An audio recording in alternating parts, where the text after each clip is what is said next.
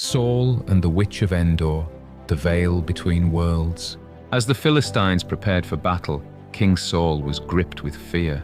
He had once been a mighty ruler, chosen by God, but now felt abandoned. He sought God's guidance through prayer, prophets, and sacred lots, yet no answer came. 1 Samuel 28. Desperation consumed him, and in his panic, he chose a forbidden path, consulting a medium, despite having previously banned such practices. Disguised, Saul traveled under the cover of night to Endor, where he sought a woman known for contacting spirits.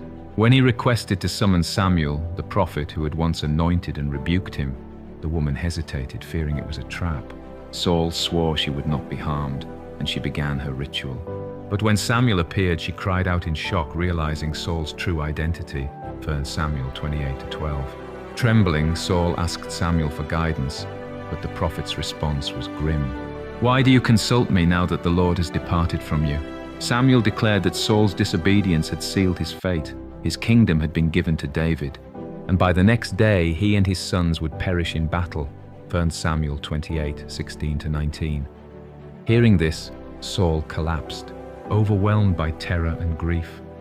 The woman and his men urged him to eat, and only after much persuasion did he regain enough strength to leave. The next day, the prophecy was fulfilled. The Philistines crushed Israel's army. Saul's sons, including Jonathan, were slain, and Saul, gravely wounded, fell on his own sword to avoid capture. 1 Samuel 31:2-4. Saul's tragic end serves as a stark warning. In his desperation, he sought answers from the dead instead of repentance from the living God. His story reminds us that turning to forbidden practices leads to destruction, and that even when God seems silent, he is never truly absent. What can we learn from Saul's choices about faith, fear, and seeking God in times of crisis? Share your thoughts and subscribe to AR Soulful Reflections as we continue exploring the moments when the sacred and the profane collide.